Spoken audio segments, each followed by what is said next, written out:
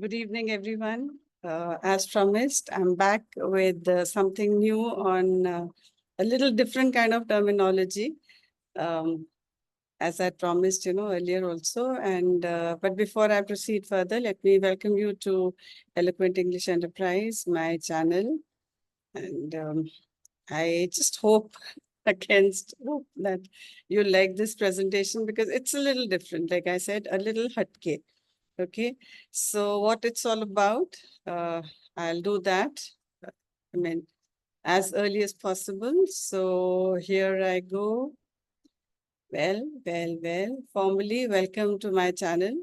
It's always good to be back with something new. So a big welcome to a few more new subscribers. I'm so thankful to you for having your trust and belief in me. And here we have the presentation, okay? From sushi to paella, okay? From sushi to paella. It's a culinary journey through rice recipes. So I'm just giving you the names of a few very famous rice recipes which I've collected from all over the world, from different regions. It forms a staple diet, rice, I'm sure. So a little different from our usual pulaus and biryanis and all.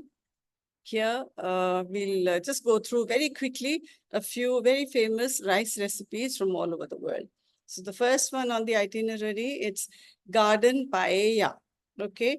In Spanish, L is pronounced as year. So this is garden paella, okay? I will have to put in my specs to read what's there. It's a vegetarian version of paella.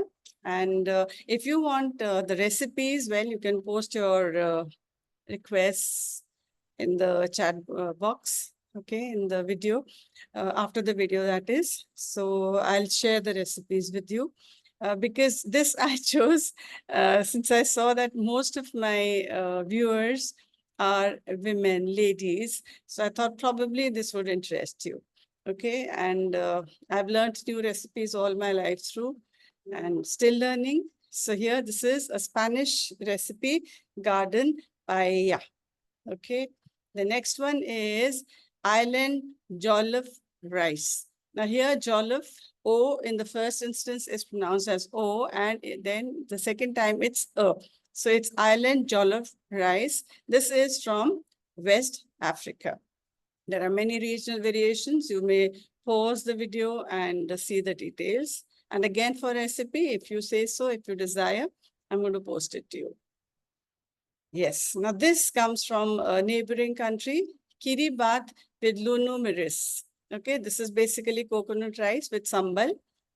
We also make a lot of sambals. This is like a chutney kind of. So here, it's the difference is that the rice, once it's ready, it's shaped into diamonds and it is served with, uh, sambal, which is made with chilies, onion, lime juice, and their own spices.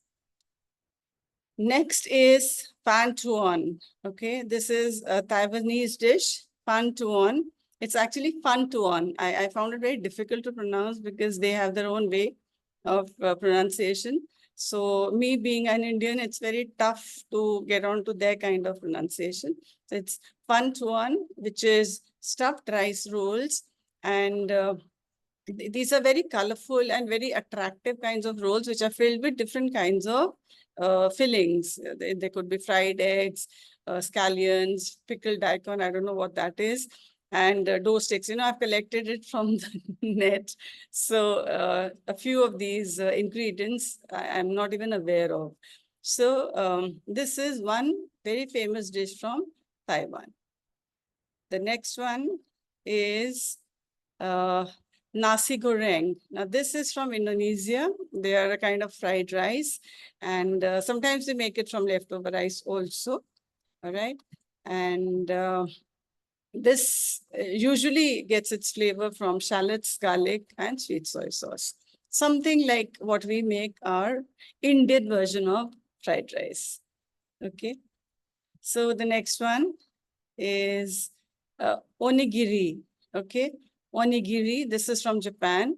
And here, rice is shaped into balls with different kinds of fillings and flavors. It can be served even as a snack, maybe as an alternative to your sandwiches. Now, this is easy to pronounce, thank God. This is Italian wedding risotto. Okay, this comes from Italy. And this is a mix of rice and some meatballs. It has a very unique flavor of garlic, and it is sprinkled with olive oil to enhance the taste. And of course, Parmesan cheese also. Now, this one is again a little difficult for me to pronounce. This is from Korea. And this is gimbap or kimbap. It's the same name, okay?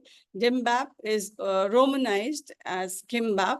It's a Korean dish which is made from cooked rice, vegetables, fish, meat, etc. And they are rolled in seaweed and served as bite-sized slices. Just like sushi, a lot of us have eaten sushi. So this is the Korean version of sushi rolls.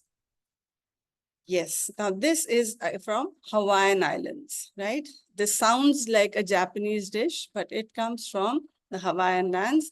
This is shoyu musubi, okay? The first U is more stressed upon, it's musubi. So this is a snack which has a very, different sauce, which is the musubi sauce.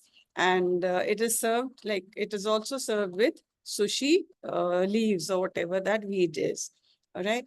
And this has slices of spam. Now, spam is a kind of pork. We do not have it in India. And this is both sweet and salty.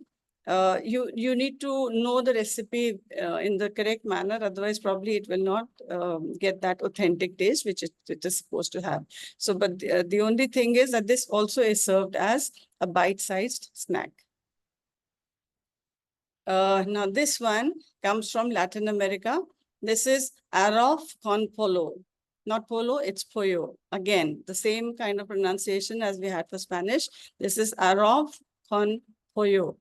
Okay, it's a dish from Latin America. It consists of chicken cooked with rice, onions, saffron, etc., and maybe a few other grains or vegetables.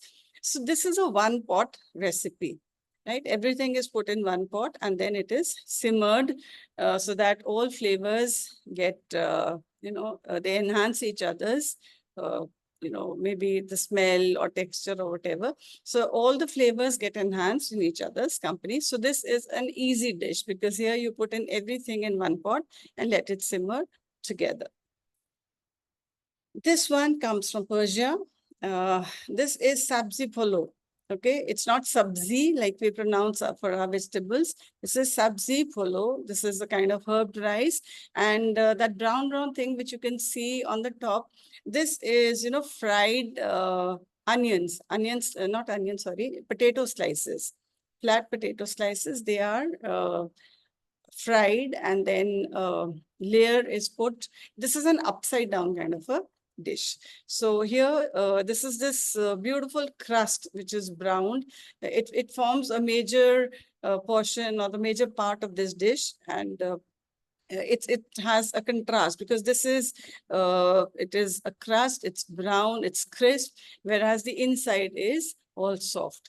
So this is served with, a lot of different herbs are put in together. So I won't go into details, but this is a beautiful, very, very tasty dish because a lot of parsley, chopped coriander, dill, chives, all of these ingredients are used to enhance its flavor and of course the taste. So as I've seen, a lot of comments from people after this dish, they say that it smells incredible. So if we want to try out all these recipes, we can surf the net and find out the detailed recipes. So that was the last one. I'll keep my fingers crossed. I just hope you liked it because it did take me some time to go all around and find these recipes for you. And this thank you, I've written in German this time. So thank you for what? Thank you for watching this intently, for your time, for your concentration. So I just hope you liked it. So again, my fingers crossed. I'll wait for likes. All right. So if you have liked this, please do like, share, and comment. Your comments are always welcome. And if you haven't yet subscribed, I'll request you to subscribe to my channel, because again, in future, I'm going to come up with some very, very meaningful videos. I've already collected the data. It's just that I have to make the presentation. So thanks from my side once again. I'll stop sharing, and I just hope that I'll be back very soon with something new again. And this is going to be now, I'll concentrate more on English because that happens to be my subject. So till I'm back, it's bye-bye. Good night, everyone. Do take very good care of yourself. Bye-bye.